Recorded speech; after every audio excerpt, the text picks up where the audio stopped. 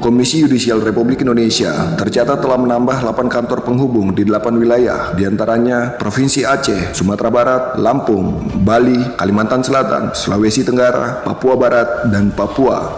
Untuk Papua sendiri, penghubung Komisi Yudisial diharapkan mampu menjadi ujung tombak di wilayah timur Indonesia, khususnya dalam menjaga marwah peradilan sesuai kode etik dan pedoman perilaku hakim atau KPPH. Saat ditemui di ruang kerjanya, Koordinator Penghubung Komisi Yudisial RI Wilayah Papua, Metodius Kosai, mengungkapkan, selain melakukan advokasi hakim, tugas KY lainnya di daerah adalah melakukan pemantauan serta pengawasan terhadap kode etik, pedoman, dan perilaku hakim. Nama saya Metodius Kosai, saat ini sebagai Koordinator Komisi Yudisial Republik Indonesia Wilayah Papua. Saya mengimbau kepada seluruh masyarakat yang ada di Papua, baik 3 DOB, Papua Selatan, Papua Tengah, dan Papua Pegunungan, untuk ikut berpartisipasi dan mengimbau kepada seluruh lapisan masyarakat untuk ikut menjaga peradilan yang bersih di tanah Papua, dan juga ketika masyarakat menemukan hal-hal yang berkaitan dengan perilaku kode etik dalam persidangan, silakan melaporkan kepada kami di Komisi Yudisial yang saat ini ada di dalam Padang alih-alih, dan kami juga terbuka untuk konsultasi dan juga berkaitan dengan advokasi hakim. Demikian yang bisa kita sampaikan. Terima kasih banyak. Lebih lanjut, diimbau kepada masyarakat yang menemukan hal-hal terkait pelanggaran kode etik dan pedoman perilaku hakim dapat langsung melaporkan di kantor penghubung Komisi Yudisial RI Wilayah Papua yang berlokasi di Jalan Ale-Ale, Padang Bulan, Kota Jayapura. Dari Jayapura, Papua, Ramdan Bekti melaporkan.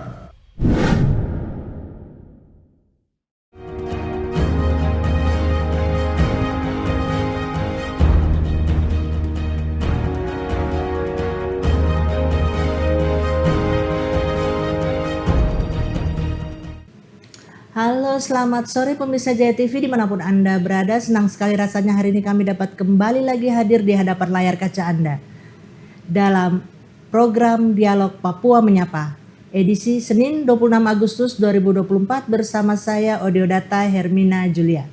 Untuk itu saat ini telah hadir di studio kami 2 orang narasumber dari Komisi Yudisial Wilayah Papua. Ya. Oke Pak, pertama saya akan perkenalkan dulu Koordinator Penghubung Komisi Yudisial Wilayah Papua, Bapak Dr. Metodius Kosai MHum, ya. Dan Asisten Koordinator Komisi Yudisial Wilayah Papua, Bapak Syarif Erbekti SH. Selamat sore Bapak berdua. Selamat sore. Oke, sore ini kami akan sedikit mengulik soal Komisi Yudisial. Ya. Jadi kami dari tim redaksi Jaya TV kami sudah memilih judul yang agak santai tapi kita serius Pak. Ya, siap. Jadi, ada oknum hakim nakal, ya. Laporkan saja ke KY. Ya. Oke. Kira-kira judul itu pas ya Pak? Ya, kami menyesuaikan. Tapi ya kami menyesuaikan aja. Oke. Pak, saya ke Pak Meto dulu Pak. Ya. Mungkin Pak Meto bisa memberi sedikit penjelasan soal apa itu KY. Karena orang menganggap Komisi Yudisial ini kan sakral sekali nih. Ya. Apa komisi ini? Mungkin Pak Meto bisa jelaskan. Ya, jadi Komisi Yudisial adalah lembaga negara yang bersifat mandiri atau independen. Jadi Komisi Yudisial ini merupakan sebuah lembaga negara. Jadi tugas utama itu sebagaimana kita lihat di dalam Undang-Undang Konstitusi, itu dari dalam pasal 24B ayat 1, itu salah satu tugas dan kewenangan adalah mengangkat calon hakim agung dan memiliki tugas lain, yaitu menjaga dan menegakkan kehormatan hakim. Gitu. Nah, secara spesifik itu juga setelah adanya undang-undang itu, kemudian ada undang-undang pelaksana, yaitu di Undang-Undang Nomor 18 Tahun 2011 tentang Komisi Yudisial Republik Indonesia. Nah, berkaitan dengan itu, kemudian karena melihat desakan dari seluruh di daerah-daerah di mana banyak ada muncul isu-isu terkait dengan integritas hakim, kemudian ada masalah-masalah di daerah, akhirnya dibentuklah Undang-Undang Nomor Peraturan Komisi Yudisial Nomor 1 Tahun 2017. Nah, peraturan ini yang kemudian kami sebagai penghubung Komisi Yudisial Republik Indonesia untuk wilayah Papua dibentuk dan beberapa wilayah-wilayah lain. Jadi kami hadir berdasarkan undang-undang itu untuk bagaimana menegakkan kehormatan hakim sekaligus juga mengawasi dan juga istilahnya melakukan perlindungan terhadap hakim. Jadi kami tidak hanya mengawasi, kalau kita lihat tadi disampaikan apa? Kalau ada oknum hakim nakal, lapor KY. Jadi seakan-akan tugas kami bukan hanya menakut-nakutin hakim, bukan. Tapi kami hadir untuk bagaimana memberikan apa istilahnya, semacam memberikan bahwa hakim itu benar-benar dia menjaga integritasnya. Karena terkesan bahwa kita di Papua ini ada isu-isu yang berkembang dalam masyarakat itu bahwa ada peradilan mafia-mafia peradilan, dan itu menyebabkan mencederai demokrasi dan juga mencederai peradilan yang ada. Gitu. Jadi salah satu tujuan dibentuknya Komisi Yudisial itu karena untuk menegakkan keadilan, terutama terkait dengan peradilan yang selama ini dinilai masyarakat di khalayak umum bahwa hakim itu juga manusia, tapi di sisi lain juga mudah untuk Disogok. intervensi dari pihak lain. Gitu. Lalu kami PKY sendiri itu hadir di Papua ini juga tidak lama, baru sekarang usianya sudah mau 1,5 tahun. Jadi kami dilantik di 4 November 2022. Setelah itu kami langsung ditempatkan langsung di ibu kota provinsi Papua, dan yurisdiksi kewenangan kami juga diperluas, yaitu merangkap di 3 DOB. Nah, kami ngawasi hakim dari segi eksternal, karena ada di Mahkamah Agung itu ada namanya BAWAS, Badan Pengawas Hakim, itu dari segi internal. Nah, kami ngawasi hakim itu di 4 pengadilan, pengadilan agama, pengadilan negeri, pengadilan militer, dan juga petun. Kota Tausan Negara. Ya, Kita jadi di kami wilayah. mengawasi hakim dari segi kode etik perilakunya, dari segi perilaku hakimnya. Gitu. Dan Maksudnya di kami situ tidak bisa perilakunya itu mengintervensi. Seperti apa itu, Pak? Misalnya ada 10 kode etik yang sudah disepakati antara Mahkamah Agung dan Komisi Yudisial. Nah, 10 kode etik itu kayak misalnya hakim itu dia harus berintegritas, hakim itu dia harus profesional, hakim itu harus dia adil. Nah, sebenarnya hakim-hakim yang sekarang sudah ada di 4 pengadilan itu mereka sudah tahu kode etik ini. Nah, kemudian keluar atau melenceng daripada itu, nah itulah di situ akan menjadi temuan. Gitu. Dan tentu hukumannya biasanya kan ada beberapa klasifikasi. Identifikasi berdasarkan dari laporan yang masuk dari masyarakat. Oke. Gitu. Pak, 2022 baru Dibentuk. untuk kita di wilayah Wilayah Papua. Papua. Ya. Ini ibarat bayi ini mungkin masih 2 tahun kali ya? Ya, Nah, masih muda sangat sekali. Muda sekali. Baru belajar bicara lah. Ya. Tapi walaupun begitu kan pasti ada dari KY Papua sendiri mempunyai data, Pak. Kita ambil 2024 lah untuk data-data perilaku dari para yang mulia kita ini hakim. Jadi sejak kami dilantik, kemudian kami datang ke sini, agenda utama kami adalah sosialisasi tahun pertama. Karena KY baru terbentuk dan banyak masyarakat yang masih belum tahu tentang Komisi Yudisial. Maka di tahun pertama kami sosialisasi secara masif. Tapi tidak hanya sosialisasi secara masif, kami juga menerima laporan masyarakat. Dan memang kesannya cukup signifikan dan dampaknya positif. Karena masyarakat yang tadinya itu harus ke Jakarta, kehadiran untuk melaporkan, tapi karena ada Komisi Yudisial di daerah, akhirnya mereka laporan ke kita. Rentang kendalinya jadi sempit Iya, bisa di daerah. yang tadinya harus butuh biaya untuk harus ke Jakarta, nah sekarang kehadiran kami ini banyak membantu masyarakat, terutama pencari keadilan. Kita berhadapan dengan hakim di pengadilan. Pak, kalau menurut catatan kami ini kalau nggak salah ini ada 30 laporan ya, Iya. untuk dari yang diterima oleh KY wilayah Papua. Mungkin Bapak bisa garis besarnya saja, Pak. Ya, jadi 30 itu mungkin akumulasi ya, tapi berdasarkan data yang sudah kami kirim kemudian kami analisis itu ada 10. Itu kurun waktu dari Januari sampai dengan Juli 2024. Tapi kalau secara keseluruhan itu cukup banyak juga. Karena laporan yang kami terima ini kan tidak hanya laporan terkait dengan kode etik perilaku hakim, tapi juga ada laporan-laporan lain juga yang masuk. Cuma tinggal kami yang harus bisa memfilternya, kami yang harus bisa istilahnya menelah kasus-kasus yang masuk, kemudian kami analisis, lalu kemudian kasus-kasus tersebut masuk kategori pelanggaran kode etik, lalu kemudian kami teruskan ke pusat untuk ditindaklanjutin. Tapi tugas kaya ini kan sebenarnya tidak hanya tadi, mungkin dari awal tadi Pak Beto sempat menyinggung bahwa Ya. tidak hanya untuk melihat perilaku hakim ya, Ya. bukan hanya menyenter saja nih hakim-hakim nakal Ya, ini ya. tidak. Tapi selain itu apa lagi tadi Pak? Melindungi hakim atau yang disebut dengan mengadvokasi hakim. Jadi ini kami juga selain melakukan pengawasan, tujuannya pengawasan adalah biar hakim itu dia tetap patuh sesuai dengan aturan yang ada, gitu. Kayak misalnya kalau kita lihat di instansi lain, misalnya kalau ada kepolisian tuh ada yang disebut dengan ini provos ya, Provos. Propam. ya, yang semacam itu. Jadi ada semacam yang bisa ngawasi mereka kode etiknya. Nah, jadi sejak misalnya kami ada misalnya hakim tersebut dilecehkan martabatnya atau dizolimi. Nah, itu sudah tugas kaya untuk datang, untuk istilahnya mengadvokasi hakim. Misalnya ada beberapa kasus-kasus yang sudah kami tangani juga dan sudah selesai, sudah final. Ada salah satu hakim itu ketika menangani sebuah perkara, kemudian dalam perjalanannya itu hakim tersebut diintimidasi, termasuk ada mobilnya tersebut ditembak pakai peluru angin, Ya, senapan angin. senapan Di angin. Papua sini. Iya, di Papua. Merauke. Di Papua Selatan. Oke. Oh Papua Selatan saja, Papua Selatan tugas kaya juga. Iya, jadi kami merangkap tadi yang tadi saya bilang. Sejauh ini kan belum ada PKY di daerah-daerah DOB. Jadi kami selain kami di Papua Induk, ibu kota Papua Induk, juga kami merangkap 3 DOB. Gitu. Dan laporan yang masuk juga cukup banyak. Cuma akses untuk kami ke sana, kami di sisi lain juga keterbatasan SDM. Itu menjadi kendala kami juga. Oke Pak, kita tahan dulu ya Pak ya. Oh, siap. Pak Dadar, ya Pak Syarif. Oke pemirsa, kita jeda sejenak. Dialog Papua Menyapa akan segera kembali setelah jeda pariwara berikut ini. Untuk itu tetaplah bersama kami.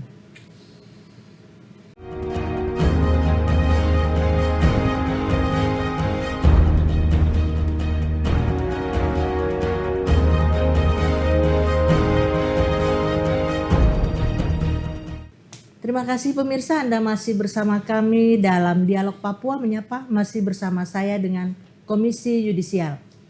Saya ke Pak Dadang dulu ya. Pak Syarif. Ya, Pak Syarif dulu siap Pak. Ibu Jul. Santai Ibu. Mungkin Pak Syarif sebagai yang kami sering ketemu tiap hari di Pengadilan. Di pengadilan. lapangan. Ya. Mungkin bisa menjelaskan sedikit mengenai mekanisme dari KAI ini sendiri sebagai orang yang turun di lapangan untuk melihat kerja-kerja para hamba hukum ini, Oke. khususnya hakim ya. Siap. Ya, terima kasih Ibu Jul. Saya kebetulan di penghubung KY Papua ini status saya sebagai PIC pemantauan gitu. Jadi kalau bicara terkait tugas dan fungsi kerja saya,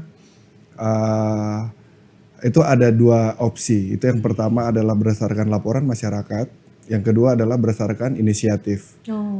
Jadi kalau laporan masyarakat ketika berperkara atau masuk ke dalam ranah hukum, mereka harus datang misalnya Ibu Jul lagi berperkara dalam sidang, kita kan tidak tahu sistem yang terjadi dalam ruang sidang gitu, segala potensi kan bisa saja terjadi gitu yang negatif. Ibu Jul bisa ke kantor kami untuk melakukan laporan. Nah, nanti laporan itu ada rekan saya, ada di kantor, ada Pak Eli. Dari beliau verifikasi dulu laporan dari pelapor dan masuk ke pemantauan di bagian saya. Setelah saya lapor, saya periksa, saya buat kronologis singkat terkait laporan tersebut, saya kirim ke pusat, turunlah sprint. Sprint itu yang saya bawa untuk pengadilan-pengadilan untuk saya mau melakukan pemantauan. Tetapi saya tetap berkoordinasi sama koordinator agar beliau juga akan melakukan komunikasi kepada pihak pengadilan, baik itu KPN atau yang bertugas di situ. Jadi saya pikir itu sudah tersistem seperti itu begitu. Dan untuk yang kedua terkait jalur inisiatif adalah seperti perkara-perkara yang cukup menarik begitu. Ada beberapa perkara yang misalnya diangkat oleh media dan menjadi perhatian publik, itu kita bisa mengajukan sprint secara inisiatif begitu. Berapa lama itu kira-kira untuk sprint dari pusat, terus persetujuan dari koordinator wilayah? Itu sekitar 2-3 hari gitu. Jadi tidak kalau lama ya? tidak lama, itu cepat. Apalagi yang sifatnya urgensi malah lebih cepat begitu, dan itu memang menjadi prioritas begitu. Mungkin seperti itu kalau untuk di bagian Saya pemantauan. ke Pak Dadang lagi. Ya. Pak, ini kan kalau kita lihat ini kan KY ini kan oleh sebagian masyarakat kita ini kan masih belum terlalu, masih awam. Masih awam, betul. Masih sangat awam soal ini, bahwa ketika Anda berperkara di pengadilan, ketika Anda ini sebenarnya ada lembaga yang untuk yang tadi seperti penjelasan Pak Meto bahwa ini ada yang mengawasi. Kalau dari pemantauan Pak Syarif di lapangan sendiri, soal KY ini masyarakat sudah mulai ada yang ini enggak? Setidak-tidaknya mengetahui gitu bahwa oh ada ini KY di kita kesini aja sudah. Oke. Ya, terima kasih Ibu Jul. Itu yang tadi sudah disampaikan sama Pak Koordinator bahwa memang prioritas pertama kita adalah sosialisasi. Kenapa kita harus melakukan sosialisasi? Karena itu seperti yang tadi Ibu Jul sampaikan bahwa masyarakat belum tahu. Jangankan untuk tugas dan fungsi KY sendiri, untuk posisi Komisi Yudisial dalam struktur kelembagaan pun kan banyak yang tidak tahu. Bukan hanya masyarakat awam, ASN pun seperti itu. Begitu. Jadi kalau ditanya KY itu lembaga apa begitu, atau itu jangan sampai itu komunitas atau organisasi kayak gitu. Jadi tugas kita memang agak berat. Mungkin seperti yang Pak Koordinator sampaikan, kita hanya 4 orang disuruh mengawasi seluruh pengadilan, seluruh pengadilan, 4 pengadilan yang baik TUN, ada Dilmil, ada PN, PA di seluruh lintas wilayah yang ada di Papua Selatan, Pegunungan Tengah dan Papua. Ya mau bagaimana, tetapi ya kita memang sesuai dengan prinsip kita ketika kita setelah dilantik kita balik, kita harus mengupayakan yang optimal begitu, walaupun sebenarnya secara sumber daya kita kurang begitu, tetapi ya kita berusaha sih yang terbaik aja gitu. Tadi Pak Syarif sudah menjelaskan bahwa kami ini hanya 4 orang nih. Sementara di depan mata sekarang ini sudah mau pilkada. Ini bagaimana nanti nih kayak sementara ini 4 pengadilan dari pengadilan negeri, pengadilan tata usaha negara, pengadilan militer dan pengadilan agama. Sementara bukan hanya kita di Papua Indonesia, ini juga menyangkut DOB. Ini gimana nanti nih? Misalnya walaupun dengan 4 orang ini tapi semua punya mata gitu bisa melihat untuk ini pengawasan nanti jelang pilkada sebagai fungsi penghubung KY sendiri. Ya, jadi kami makanya kenapa kami memerlukan masyarakat. Jadi yang menjadi jejaring kami itu selain masyarakat juga ada media. Jadi bantu untuk menyuarakan tentang tusi dari Komisi Yudisial, tentang tugas pokok dari Komisi Yudisial. Kewenangan ketika Komisi Yudisial hadir di Papua itu apa saja kewenangannya? Karena masih banyak masyarakat yang belum mengetahui. Gitu. Jadi selain itu juga apa sebenarnya peran apa Komisi Yudisial terkait dengan pilkada? Nah, Komisi Yudisial terkait hal ini dalam pilkada ini memiliki kewenangan yaitu tetap melakukan pengawasan di dalam perkara tindak pidana pemilu. Itu ada di pengadilan negeri. Karena kan kemarin misalnya kami dalam bulan Juni-Juli itu kami melakukan koordinasi sekaligus penelusuran informasi. Penelusuran informasi terkait dengan hasil pilpres dan juga pileg kemarin terkait dengan adanya tindak pidana pemilu di Bawaslu, Pengadilan Negeri maupun di Kejaksaan Negeri di 3 DOB, Papua Selatan, Papua Tengah, dan juga Papua Pegunungan. Dan kami tetap bangun komunikasi dengan Gakumdu karena Gakumdu ini kan sebagai wadah yang dibentuk untuk melakukan preventif, tindakan-tindakan preventif sekalian untuk ketika ada laporan-laporan tindak pidana pemilu. Gitu. Jadi ketika kami bisa melakukan ketika perkara tersebut sudah masuk sudah didaftarkan di register di SIPP. Kemudian berdasarkan itu mau tidak mau Komisi Yudisial hadir untuk melakukan pemantauan di persidangan. Karena TPILU ini masuk kategori program prioritas nasional. Jadi kami bersama-sama dan juga membangun komunikasi dengan berbagai jejaring baik itu LSM, kemudian baik akademisi, kemudian semua stakeholder kita ini untuk bagaimana Komisi Yudisial ini, perannya Komisi Yudisial ini hadir di Papua, terutama pengawasan terkait dengan perilaku hakim. Ini nanti outputnya ini seperti apa Pak? Apakah nanti mungkin ketika misalnya ada sengketa, putusan maksudnya dilihat hakim ini netral gitu? Atau bagaimana dia punya untuk pilkada ini Pak, khusus pilkada ini? Ya itu misalnya kemarin kalau terkait pilkada itu kan kalau kita hasil pemantauan kemarin kan ada 6 laporan. Oh, 6 laporan yang ini kan pilpres dengan pileg gitu. ya Tipilu. Mm-mm, Itu kami sudah melakukan, sebenarnya ada lebih daripada itu. Cuman tadi karena perkara ini kan kalau Tipilu ini kan cuma kalau masuk sudah di pengadilan ini kan cuma terbatas dengan waktu. Waktunya cuma 1 minggu. Ya. Gitu. Jadi misalnya kalau kami mau pergi ke wilayah-wilayah DOB itu kan terbatas dengan akses transportasi dan juga waktu juga. Akhirnya kami melakukan pemantauan hanya di wilayah-wilayah yang bisa diakses. Misalnya di Jayapura kemarin kami melakukan pemantauan itu misalnya ada beberapa misalnya ada hakim-hakim misalnya ada intervensi terhadap putusannya atau ketika dalam berperkara di persidangan. Kemudian kami dilaporkan ada masyarakat pencari keadilan, nah ini loh hakimnya ada dugaan-dugaan intervensi. Nah di situ kemudian datang ke kami untuk melakukan pemantauan. Itu sebagaimana tadi disampaikan oleh Pak Sarif. Cuma terkait dengan Tipilu ini khusus, jadi mau tidak mau KAI harus hadir untuk melakukan pemantauan. Tadi itu kan ada laporan nih, Ya, 6 laporan ya. yang laporan. Ini kan harus ada diteruskan ke pusat. Ya, Kayak pusat ya. Ini prosedurnya apakah misalnya ada 10 laporan misalnya, Oke. disaring lagi untuk 6 ini untuk layak ke pusat atau bagaimana? Misalnya dari KY Papua sendiri atau memang harus semua laporannya pusat atau bisa dari KY Papua sendiri menyelesaikan atau bagaimana ini? Mungkin Pak Dadang. Kalau ini kan kita sebagai penghubung kan kita hanya kalau saya sendiri di bidang saya itu hanya melakukan pemantauan, verifikasi, menganalisa perkara itu, membuat rampungan dan mengirimkan, melanjutkan ke pusat, meneruskan ke pusat Oh, seperti berarti itu. nanti pusat yang menyaring Ya, gitu ya. Oh, itu iya, menjadi iya. jadi apa? Jadi ya keputusan dari pusat begitu. Tugas kita. jadi menambahkan. Jadi kami istilahnya melakukan yang disebut dengan telaah. Laporan ini kalau sudah masuk kategori indikator pelanggaran kode etik, itu yang kami proses. Karena kadang masyarakat ini kan awam, mereka melaporkan pokoknya apa saja. Nah disitulah kadang kami teruskan ke pusat, kadang tidak. Gitu. Tapi tetap kami konfirmasi kepada masyarakat yang kebetulan melapor.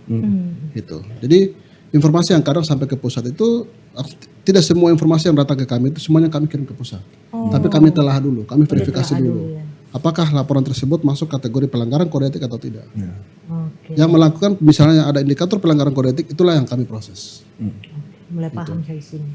Berarti bisa ditarik kesimpulan sedikit ini bahwa siapapun masyarakat boleh datang melapor. Ya. Intinya kan di sini Ya, dia boleh. masyarakat. Yang penting yang lagi Ya, tersangkutan dengan Pengadilan. lembaga peradilan ini. Nah, ini di depan saya ini ada ini Pak. Ya. Pengawasan perilaku hakim oleh Komisi Yudisial, mungkin bisa dilihat. ya, Ini oleh penghubung Komisi Yudisial Wilayah Papua. ya, Tantangan ini harus diwujudkan bersama, baik secara internal dan eksternal. ya. Nah, ini maksudnya ini apa ini Pak buku ini? Semacam bahan telaah juga atau? Ya, jadi itu semacam bahan untuk sosialisasi ke masyarakat. Jadi bahan ini yang sering kami sampaikan ke seluruh stakeholder yang ketika mereka mau tahu tentang apa itu sebenarnya Komisi Yudisial. Jadi sebenarnya pengawasan hakim ini bukan hanya tugas KAI, tapi tugas kita bersama. Betul. Gitu. Apalagi hanya 4 orang. Apalagi kami 4 orang. Jadi kami banyak sekali memerlukan, terutama masyarakat kita yang masih, karena yang datang ke kami, mohon maaf, ada beberapa masyarakat lapor ke kami, berkonsultasi, sekalian lapor. Tapi yang mereka lapor ini kasusnya berbeda-beda. Makanya kadang pentingnya kenapa kami koordinasi juga tidak hanya di masyarakat, tapi di tingkat stakeholder yang ada. Sehingga ketika kami pun komunikasi dengan beberapa instansi untuk segera ditangani. Misalnya ada yang datang melaporkan terkait dengan masalah pelayanan publik. Nah itu kan ada di ranah kewenangan ombudsman. Nah kemudian kami komunikasi dengan ombudsman. Demikian pula yang lain-lain juga. Artinya kami sendiri telah laporan yang masuk. Kami pun bukan hanya menjadi itu bukan bagian kami. Jadi tolong cari tempat yang lain tidak. Tapi kami menjadi orang datang karena punya masalah. Tentu kami harus memberikan pelayanan yang terbaik. Jadi kami kadang memberikan pelayanan juga tidak sesuai, maksud tidak harus tugas pokok kita, tapi juga berbagai masalah-masalah yang dihadapi oleh masyarakat. Oh begitu, ya. Jadi sejauh ini seperti apa? Maksudnya dari masyarakat sendiri ini mungkin Pak Meto atau mungkin Pak Sarif mungkin bisa lebih jelaskan secara lebih detail lagi nih. Ya. Perilaku masyarakat kita yang kami sering dapat di lapangan ini kayaknya sudah hopeless, putus asa dengan lembaga peradilan di negara kita ini. Mungkin dari Kaya sendiri bisa memberikan semacam penjelasan bahwa ada kami loh. Jadi kalau kami lapor ke sini sudah. Nah, ini gimana? Mungkin itu jargon yang harus perlu kita bangun. Di sisi lain juga mungkin kita perlu buat timeline di pengadilan-pengadilan, sosialisasi di tempat-tempat umum pengadilan atau di tempat-tempat apa, sehingga ini loh ada Kaya yang hadir untuk bisa mendampingi masyarakat ketika ada masalah-masalah atau berkonsultasi ketika ada masalah di pengadilan itu. Jadi memang yang saat ini perlu kita lakukan adalah bagaimana membangun jargon itu.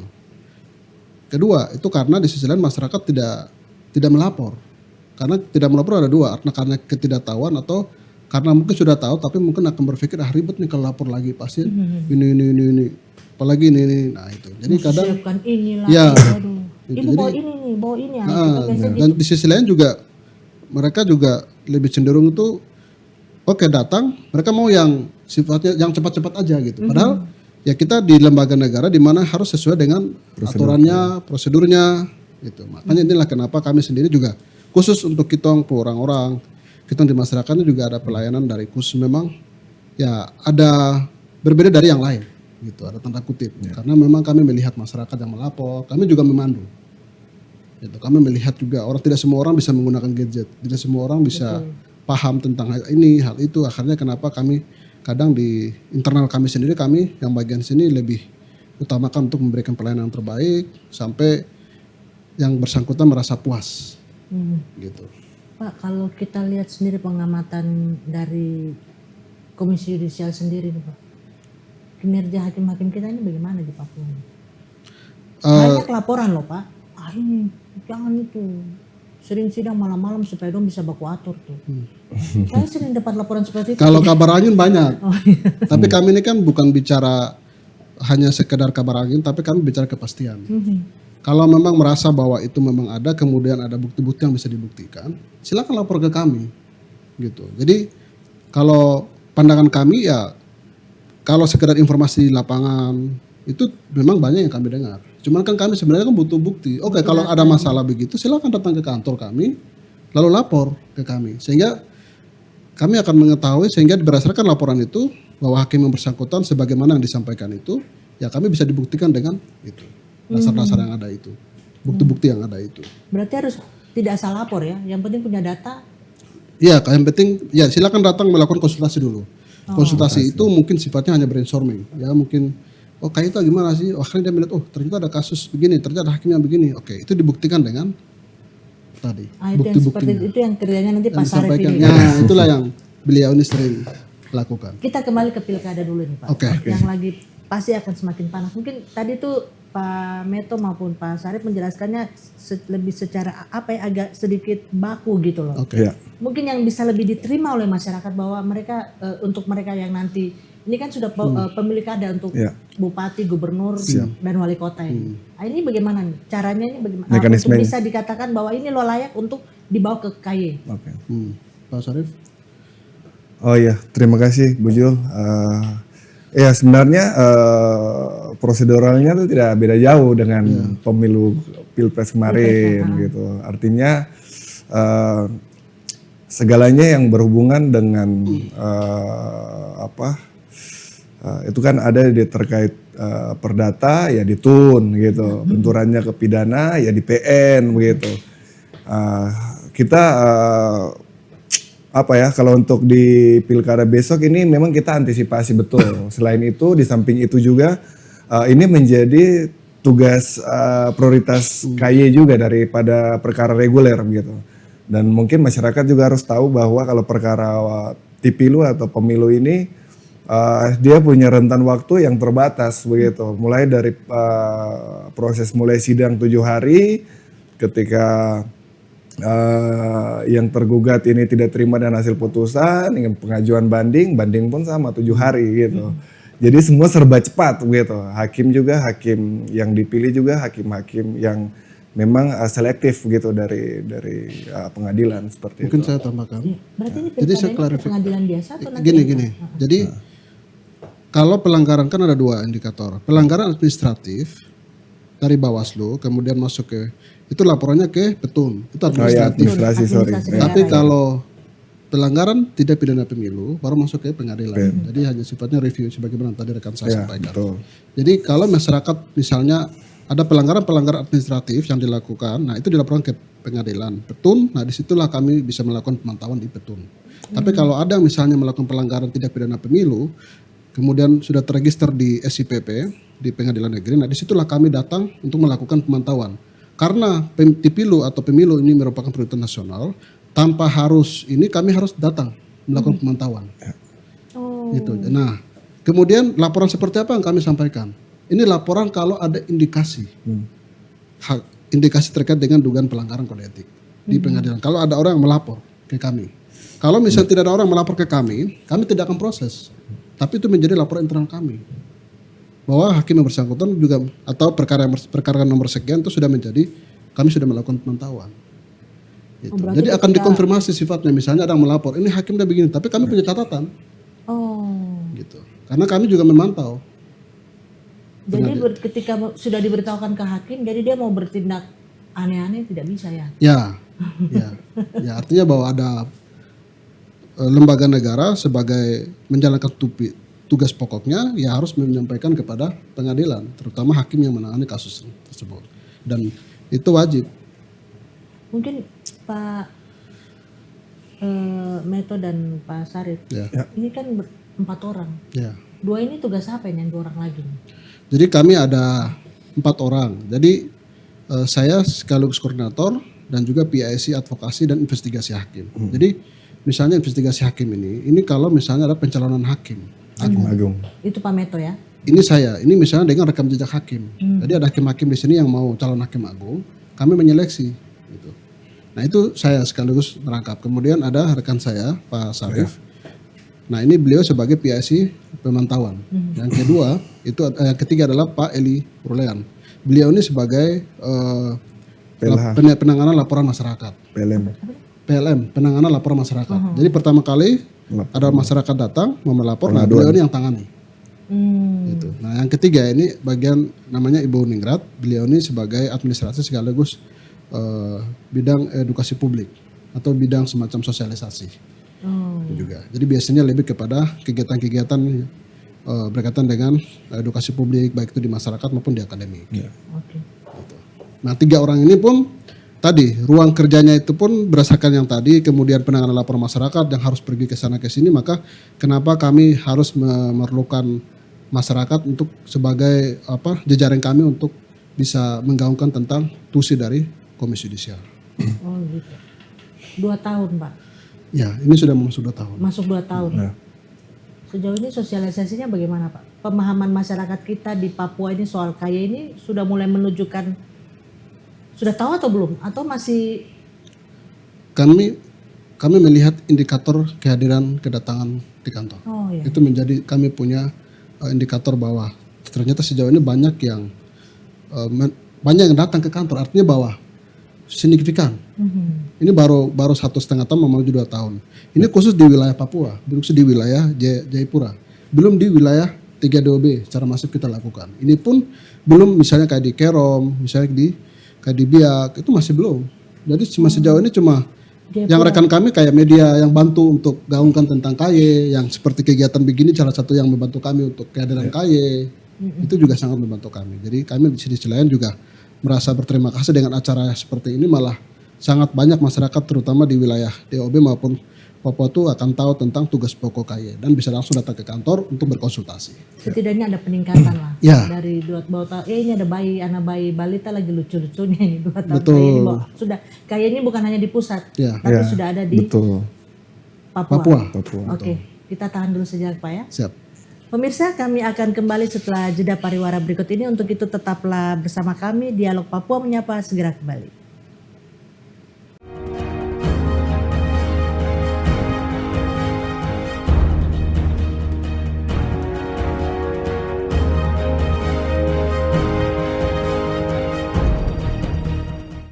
Terima kasih pemirsa, masih bersama kami dalam Dialog Papua Menyapa.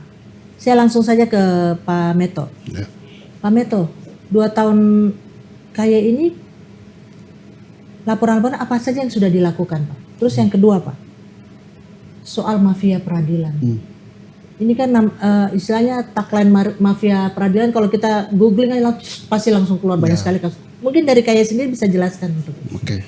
Jadi sejak kami dilantik sampai dengan saat ini itu memang ada beberapa kasus sudah kami tangani secara langsung. Tangani dalam arti kami hadir untuk menjalankan tugas pokok kami. Yang pertama terkait dengan melakukan pemantauan persidangan. Pemantauan persidangan sebagaimana sudah dijelaskan rekan saya, Pak Sarif, yaitu ada dua, inisiatif sama pengaduan masyarakat. Pengaduan masyarakat ini beberapa kasus misalnya terkait dengan kasus mutilasi Timika. oh, Misalnya pelaksanaannya di Dilmil. Mahmil ya. Mahmil. Ya kami harus ke sana, kami melakukan pemantauan. Itu karena ada laporan masyarakat. Yang kedua misalnya inisiatif. Inisiatifnya kasus misalnya Victoria Imo. Itu yang kasus tahanan politik. Nah itu juga karena melihat atmosfer situasi kondisi, akhirnya kami berinisiatif untuk melakukan pemantauan persidangan. Gitu. Jadi selain itu juga ada beberapa kasus, misalnya kasus-kasus KDRT, lalu kasus-kasus pertanahan, lalu kasus-kasus tipikor yang melibatkan pejabat-pejabat kita dari Papua. Gitu. Jadi dan juga ada beberapa kasus-kasus misalnya yang terbaru, misalnya Pak Victor ya, yang terkait pra peradilan. Itu juga masuk dalam kewenangan kami karena ada laporan untuk melakukan pemantauan persidangan. Nah, itu contoh beberapa kasus yang sudah kami melakukan pemantauan. Nah, kemudian berkaitan dengan mafia peradilan. Nah, mafia peradilan ini kan namanya mafia peradilan, artinya bahwa orang yang bekerja sebagai mafia peradilan ini kan orang-orang yang sudah berpengalaman, orang-orang yang dalam lingkungan kerjanya adalah secara masif terencana. Itu yang sudah terprogram. Nah ini terdiri dari unsur mana? Biasanya itu ada beberapa oknum-oknum. Bisa jadi oknum itu melibatkan dari penyidik, bisa jadi oknum itu bisa melibatkan dari pengadilan. Pengadilan ini ya bisa jadi ada oknum dari hakim juga bisa, atau bisa masuk dari oknum jaksa. Biasanya atau mungkin di pengadilan itu misalnya hakim. Hakim ini kan bisa jadi pintu masuknya bisa ada oknum-oknum dari panitra misalnya. Panitra komunikasi dengan hakim. Beberapa kasus misalnya oknum-oknum nih, kemudian ada pengacara gitu. Jadi ada pengacara, ada jaksa, ada penyidik, kemudian ada hakim. Pintu masuk hakim bisa jadi melalui oknum-oknum dari panitra. Ini kita belum tahu. Cuma kalau kita lihat yang potret yang sedang saat ini kita lihat di Papua, ya seperti itu berdasarkan analisis kami. Ada ya ternyata. Ya, berarti bukan hanya sekedar gosip, ada ya. Ya itu. Cuma belum ketangkap aja mungkin Pak. Ya makanya di Jawa tuh kan kalau, ada OTT hakim kan banyak. Betul. Kita di Papua ini banyak sudah mengeluh tapi kok belum ada OTT ini. Ya karena di sisi lain orang mau melapor juga kadang takut.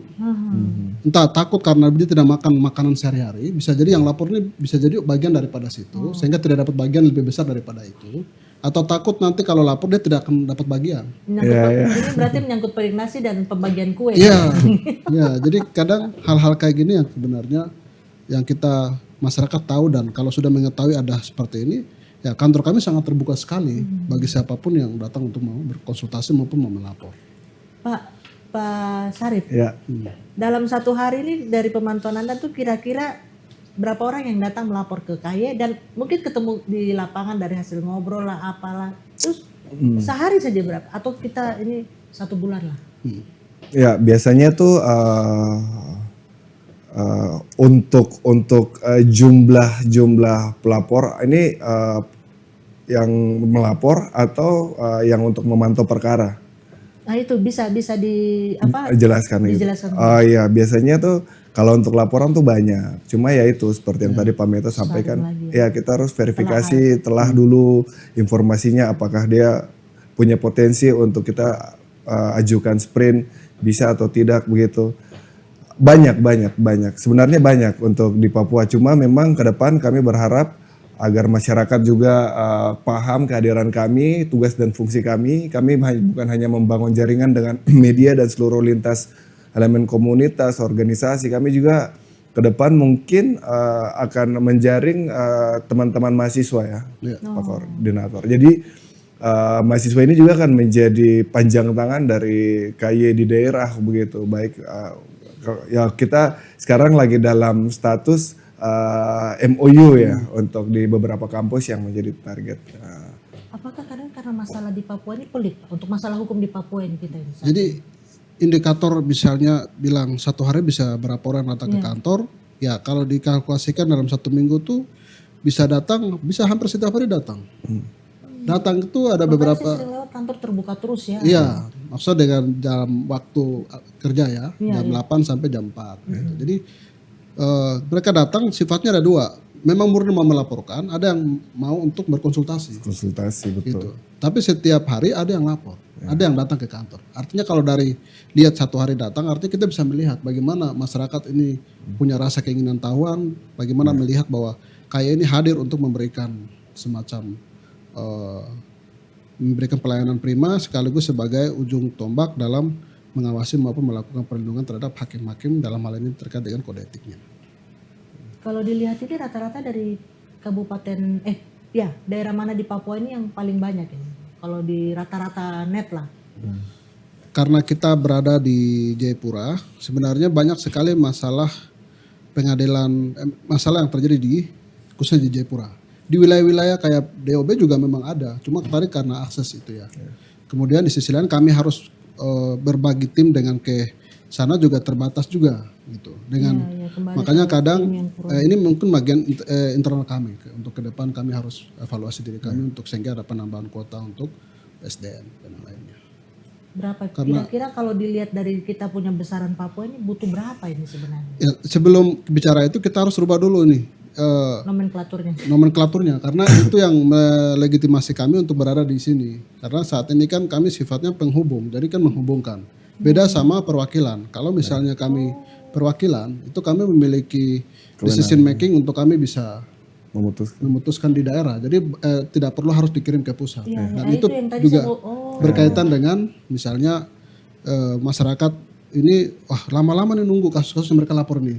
Nah kalau misalnya semua kewenangan ada di pusat ya harus seperti itu. Itu berkaitan dengan kewenangan kami karena sejauh ini kami cuma hanya penghubung. Oh berarti stratanya itu penghubung, perwakilan juga ada? Perwakilan belum ada. Jadi di dalam naik kelasnya itu ke perwakilan baru atau bagaimana? Memang produk hukum waktu itu dibuat penghubung ini adalah memang tidak ada perwakilan. Dulu memang ada simpang siur di balik ya waktu itu masuk di DPR RI. Jadi agak sedikit cukup rumit. Nggak akhirnya namanya pakai penghubung. Sehingga kepalanya di pusat tapi ekornya masih di ini. Sehingga apa-apa harus pusat dulu. Nah kami ke depan ini sedang masuk di prolegnas. Jadi kami mohon dukungan semua masyarakat baik di Papua maupun di Indonesia untuk ada satu pasal yang di sana ada kata penghubung diganti dengan perwakilan. Sehingga kami pun bisa melayani masyarakat dan bisa memiliki kewenangan tupoksi untuk bisa memutus di daerah. Oke, mungkin Pak Sarip. Ya. Mungkin ada semacam ini kan orang lapangan ini langsung bersentuhan ini masyarakat. Pantau langsung pakai keker langsung di pengadilan langsung. Siap Bu Jo. Dari pengamatan Pak Sarip sendiri Pak, melihatnya seperti apa nih? Maksudnya mungkin ada saran atau himbauan kepada mereka-mereka yang datang ke pengadilan karena banyak memang itu orang-orang ke pengadilan capek, bilang aduh hakim tidak ada, sidang tunda, alasan ada sidang rapat di PT lah, hakim berangkat lah, terus pokoknya berbagai hal sehingga perkara itu kan tunda-tundanya lama. Padahal itu sudah melanggar asas peradilan umum dengan biaya cepat loh Pak. Itu bagaimana nanti untuk menghimbau kepada masyarakat di Papua ini kita dan juga kepada para pengadil ini sendiri? Ya, oke.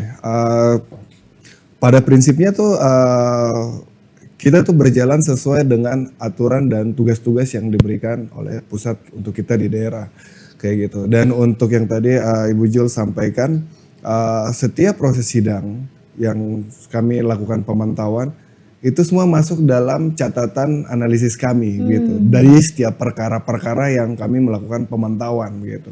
Tapi kembali lagi seperti yang tadi Pak Koordinator sampaikan, kita sejauh status kita di penghubung artinya segalanya keputusannya ada di kantor pusat gitu. Kita hanya membuat satu laporan, verifikasi informasi atau sidang-sidang yang kami lakukan pemantauan dan kami melanjutkan ke pusat. Jadi itu menjadi kewenangan pusat untuk memutuskan seperti apa atau hakim itu akan diberikan sanksi apa dan sebagainya begitu.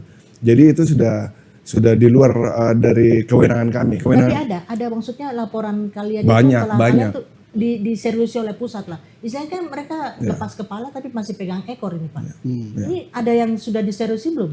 Kira-kira berapa case itu kasusnya? Kalau yang untuk dari pusat untuk sementara ini laporan-laporan belum ada yang ada feedback dari pusat ke kita begitu. Tetapi kami berharap apa yang menjadi catatan kami untuk kami kirimkan ke pusat. Kita bersyukur juga memiliki koordinator Pameto cukup vokal juga ya, cukup vokal, dan dia untuk sebagai koordinator di wilayah Papua cukup berani untuk menjelaskan bahwa kompleksitas masalah di Papua seperti ini gitu. Kadang-kadang kan pusat berpikir bahwa situasi yang ada di pusat dengan di daerah itu sama, padahal beda. Ini Papua bos, jadi kayak ya sistemnya tuh beda begitu. Baik itu secara pendekatan ke masyarakat, bagaimana itu untuk menghadapi pokoknya dalam ya problematika situasi lapangan. Itu biasanya beliau bisa mengambil peran-peran sentral untuk meneduhkan situasi. Pak Meto, 1 menit aja. Mungkin secara himbauan. Ya, jadi yang pertama saya mengajak seluruh masyarakat yang ada di Papua. Ya. Papua itu ya dari Papua Selatan, Papua Pegunungan maupun Papua Tengah, termasuk Papua Induk. Jadi siapapun kita yang berperkara di pengadilan, dalam hal ini adalah masyarakat pencari keadilan, ketika melihat ada intervensi atau ketika ada oknum-oknum hakim yang mungkin dalam berperkara di pengadilan maupun di luar pengadilan tidak sesuai dengan kode etik, silakan untuk melaporkan kepada kami. Jangan ragu-ragu, jangan malu. Jangan takut. Jangan juga takut. Dan mereka bisa diidentitasnya bisa disembunyikan ya? Itu bagian kode etik kami. Jadi rahasia terjamin dijaga. Dan biasanya kalau beberapa kasus-kasus yang sering kami tangani, kalau terlapor kemudian nanti oknum hakim yang bersangkutan kami panggil untuk kami periksa di kantor.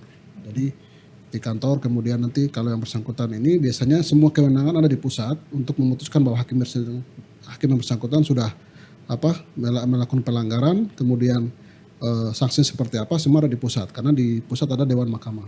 Jadi mereka bersama-sama antara KY dengan Mahkamah Agung, mereka bersama-sama untuk menghadirkan hakim yang bermasalah tersebut untuk diberikan sanksi. Oke. Sebelum kita menutup jumpa kita, kayaknya ada oleh-oleh dari KY untuk kami redaksi di JTV. Jadi sekali lagi saya atas nama Komisi Yudisial Republik Indonesia Wilayah Papua mengucapkan terima kasih, karena melalui wadah ini juga salah satu wadah untuk melakukan sosialisasi kepada seluruh masyarakat yang ada di Papua, dan ini adalah semacam oleh-oleh yang sebenarnya untuk isinya ya berkaitan dengan Komisi Yudisial, sehingga dengan diskusi hari ini sebenarnya banyak masyarakat kita yang terbantukan tentang apa itu sebenarnya Komisi Yudisial. Jadi ke depan berharap Jaya TV ini terus bisa memberikan kesempatan kepada seluruh masyarakat kita dan memberikan kontribusi bagi tanah Papua sehingga selalu diberkati oleh Tuhan Yang Maha Esa. Oke Pak, Pak Sarif. Ya, Oke, mungkin bisa lihat Komisi Yudisial Republik Indonesia. Sudah ada di Papua penghubungnya. Jadi untuk yang bermasalah bukan hanya jangan langsung ke Jakarta, tapi ada di Waena ya kantornya ya. Ya, Padang Bulan. Padang Bulan. Di Ale-ale Padang Bulan. Ya. Oke, saya terima ya Pak ya. Oke, pada Syarif. Kita duduk lagi Pak. Oke pemirsa, informasi tadi sekaligus mengakhiri jumpa kita pada malam hari ini. Untuk itu saya mewakili seluruh kerabat kerja yang bertugas pada hari ini pamit undur diri dari hadapan Anda. Selamat malam dan sampai jumpa.